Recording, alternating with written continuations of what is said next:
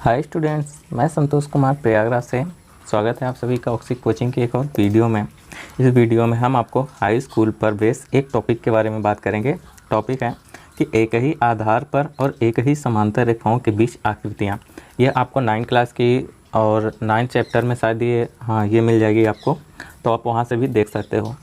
Video शुरू करने से पहले सब्सक्राइब कीजिए ऑक्सी कोचिंग यूट्यूब चैनल को और बेल आइकन को ऑल पे कीजिए, जिससे फ्यूचर में कोई वीडियो आप मिस ना करो। अगर आपने पहले से ही सब्सक्राइब कर रखा है तो thank you very much.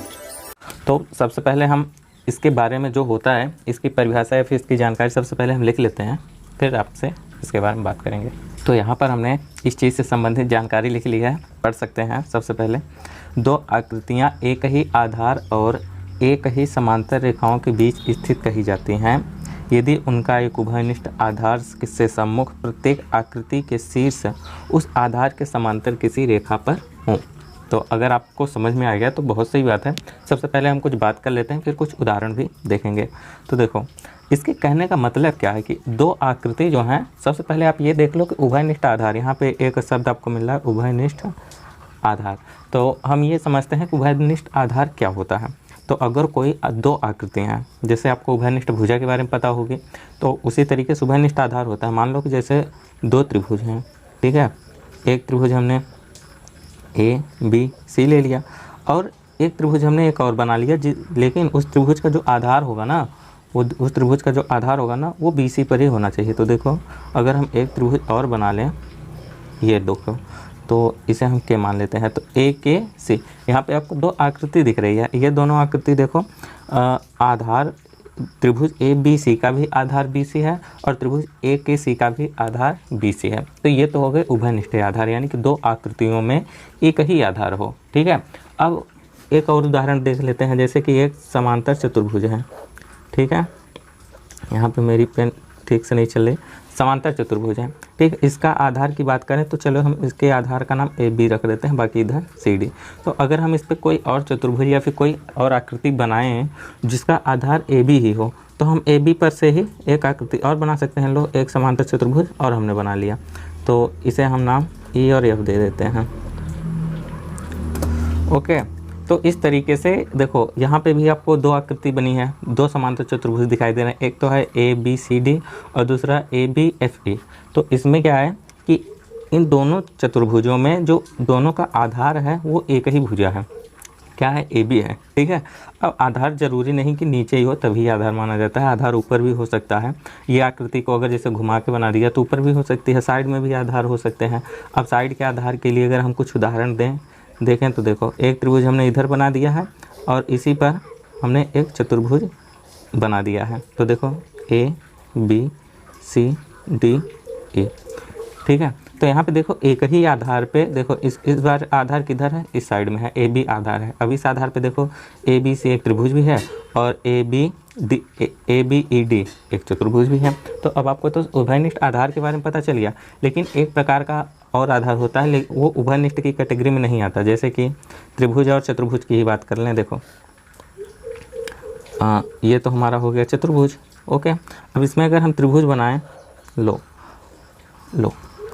A B C D, A B C D एक हमारा चतुर्भुज है, लेकिन इसमें जो त्रिभुज हमारा बन रहा है ना, ए एक्स और वाई, कोई भी नाम देख सकते हैं, पी क्यू भी रख सकते थे। तो इसमें जो आधार है ना, अब हम ये नहीं कह सकते कि इसका आधार एक ही है। क्यों? क्योंकि हमारे चतुर्भुज का आधार तो ए बी है, लेकिन त्रिभुज का आधार क्या है, ए वाई है। तो किसी भी तरीके से आधार बराबर नहीं हुआ। हालांकि आपको इसी ए बी पर ही ए वाई दिख रहा है, लेकिन ये हम उभयनिष्ठ आधार नहीं कह सकते, ओके। आपको पता चल गया कि उभयनिष्ठ आधार क्या होता है। अब इसी से संबंधित हमारी ये आ जाती है कि एक ही आधार पर और एक ही समांतर रेखाओं के बीच आकृतियाँ। अब एक ही आधार पर तो देख लिया आपने कि कौन कौन सी आकृति एक ही आधार पर होती हैं। अब हम देख लेते हैं कि उस आधार के समांतर रेखाओं के बीच आकृति होनी चाहिए। देखो, जैसे कि उदाहरण देखोगे तो आप बहुत जल्दी समझ जाओगे, ओके। देखो, हमने एक समांतर चतुर्भुज बना लिया, ए बी सी डी। आप ये मत सोच लेना कि समांतर चतुर्भुज कोई भी आकृति हो सकती है। समांतर चतुर्भुज त्रिभुज हो सकता है, और क्या कहते हैं, चतुर्भुज के बाद पंचभुज हो सकता है, कष्टभुज हो सकता है, कोई भी आकृति हो सकती है एक ही आधार पर। तो देखो, ए बी सी डी एक समांतर चतुर्भुज है। अब ए बी को आधार अगर मान लें तो ए बी पर ही हम एक त्रिभुज बनाते हैं, ठीक है। त्रिभुज बना लें या फिर समांतर चतुर्भुज ही बना लें। देखो तो ये देखो ए बी सी डी एक समांतर चतुर्भुज है और दूसरा समांतर चतुर्भुज है ए बी ई एफ, इसे एफ मान लेते हैं, ठीक है। तो ये आपको ये जो ई और एफ दिख रहा है ना, वो भी इस क्या है, इस आधार के सम्मुख भुजा, इस आधार के सम्मुख कितने शीर्ष दिख रहे हैं, 1 2 3 4, 4 शीर्ष दिख रहे हैं और चारों शीर्ष एक ही लाइन पे हैं। अब एक ही लाइन पे हैं तो मतलब कि ये रेखा और ये रेखा समांतर हो गई, ठीक है। और हाँ, एक ही लाइन पे हो तो साथ ही साथ ये रेखा और इस रेखा को समांतर भी होना चाहिए। ये नहीं कि अगर हम एक को इधर रख दें, एक को इधर रख दें, एक शीर्ष इधर रख दें तो हमारी रेखा ऐसे बन गई, तब आप बोल दो कि सर जी एक ही रेखा पर तो है, लेकिन एक ही रेखा पे हैं वो सही है, लेकिन वो ये रेखा और हमारा आधार समांतर भी होना चाहिए। यानी कि वो दोनों, वो शीर्ष जिस भी रेखा पे हों वो हमारे आधार के समांतर भी होना चाहिए, ठीक है। तो अब आपको इसके बारे में डिटेल में पता चल गई है कि एक ही आधार और एक ही समांतर रेखाओं के बीच कौन कौन सी आकृतियाँ होती हैं, ठीक है। तो अब हम कुछ उदाहरण देख लेते हैं और फिर आप हमें बताना कि हाँ कौन सी आकृति है, कौन सी आकृति नहीं है। तो सबसे पहले इस आकृति को देख लो। तो इस आकृति की बात करें तो देखो इसमें 2 त्रिभुज आपको दिख रहे हैं। पहला त्रिभुज दिख रहा है आपको त्रिभुज ए बी सी, पहला त्रिभुज ए बी सी दिख रहा है। अगर आप नाम ही लिख लोगे ना तब भी आपको पता चल जाएगा। और दूसरा त्रिभुज क्या दिख रहा है, बी डी ई, यानी कि त्रिभुज बी डी ई। ये 2 त्रिभुज दिख रहे हैं। तो देखो शीर्ष जो है, इन दोनों त्रिभुजों के शीर्ष तो एक ही रेखा पे हैं और वो रेखा बी सी के समांतर भी है, लेकिन आधार सेम नहीं है। आधार देख लो, ए बी सी का आधार बी सी है और ए बी ई का आधार बी ई है, ठीक है। तो आधार सेम नहीं है, अतः ये आकृति क्या है, इसमें परफेक्ट नहीं होती, ठीक है। तो अभी बात कर लेते हैं दूसरी आकृति की। तो ये देखो, इस आकृति को देख के आप क्या समझ सकते हो कि देखो एक चतुर्भुज आपको दिख रहा है, चतुर्भुज एक आपको दिख रहा है A B C D, A B C D, ठीक है। और एक और चतुर्भुज दिख रहा है डी सी एफ ई, चतुर्भुज डी सी एफ ई। तो यहाँ पे देखो दोनों चतुर्भुज के लिए हमारा आधार क्या है, DC है। दोनों चतुर्भुजों के लिए हमारा आधार DC है। अब DC के समांतर अगर कोई, DC के समांतर एक रेखा AF है और DC के सम्मुख जितने भी शीर्ष हैं, कितने शीर्ष हैं, 1 2 3 4, और वो चारों क्या है, एक ही रेखा पे स्थित है। और वो जिस रेखा पे स्थित है वो रेखा क्या है, DC के समांतर है, ठीक है। तो अतः इस स्थिति में ये आकृति क्या है, वो एक ही आधार और एक ही समांतर रेखाओं के बीच की आकृति है, ओके। तो अभी 2 आकृति हो गए, इस साइड आकृति नहीं बनी है, ठीक है। अभी देखो नेक्स्ट आकृति की बात करें, इसमें हमने 2 आकृति बना रखी है, ठीक। उल्टा है क्या, हाँ देखो, अगर हम इस वाले की बात करें तो इसमें आपको 2 चतुर्भुज दिख रहे हैं, दोनों ही समांतर चतुर्भुज हैं। पहला A B C D, A B C D, ठीक है, चतुर्भुज ए बी सी डी। और दूसरा चतुर्भुज है ई एफ सी डी, यानी कि दूसरा है ई एफ सी डी। अब आप देखो कि दोनों चतुर्भुजों के लिए आधार तो सेम है, लेकिन यह आधार तो सेम है, मतलब कि यह उभयनिष्ठ आधार हम कह सकते हैं कि ये दोनों आकृतियाँ उभयनिष्ठ आधार पे हैं। परंतु इस आधार के सम्मुख जितने भी बिंदु होंगे, जितने भी कोण होंगे, जितने भी शीर्ष होंगे, वो एक ही रेखा पे होने चाहिए। देखो ए बी ये दोनों एक रेखा पे हैं और ई एफ ये दोनों किसी अलग रेखा पे हैं, ठीक है, इसी रेखा पे नहीं है। अतः यह आकृति उसमें नहीं फिट बैठती, मतलब कि एक ही आधार पे तो है लेकिन एक ही समांतर रेखा के बीच नहीं है।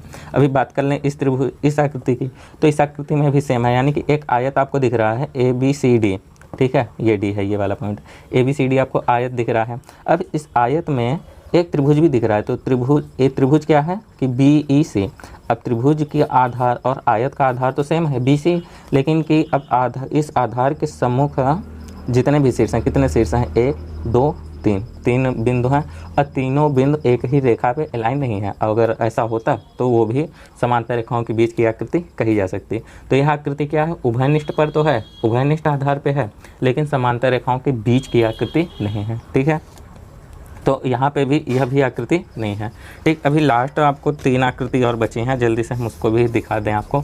देखो ये क्या है, ये वाली आकृति देखो, एक त्रिभुज आपको ए बी सी दिख रहा है, यानी एक त्रिभुज आपको ए बी सी दिख रहा है और दूसरा त्रिभुज आपको बी डी सी दिख रहा है, दूसरा है बी डी सी, ठीक है।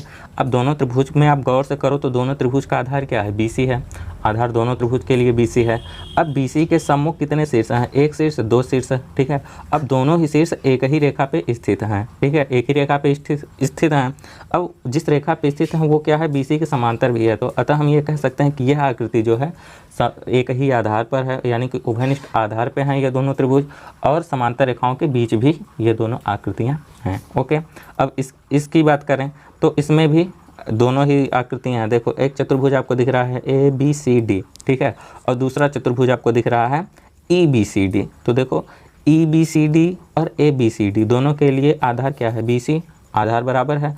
अब आधार के सम्मुख कोण देखते हैं, मतलब शीर्ष देखते हैं, एक शीर्ष दो शीर्ष तीन शीर्ष, और तीनों ही शीर्ष क्या कहते हैं, हमारे एक ही रेखा पे एलाइन है, और जिस रेखा पे एलाइन है वो हमारे BC के समांतर है। तो अतः यह आकृति भी उभयनिष्ठ आधार पे है और समांतर रेखाओं के बीच भी हम मान सकते हैं। इसी के पीछे एक लास्ट आकृति बना के हमने दी है, ठीक है। तो इसे आप देख लो। तो एक चतुर्भुज आपको दिख रहा है ABCD, क्या है, ABCD, एक चतुर्भुज ये है, और दूसरा चतुर्भुज है EFCD। तो आधार देख लो, दोनों के लिए CD है, इक्वल है, ठीक है।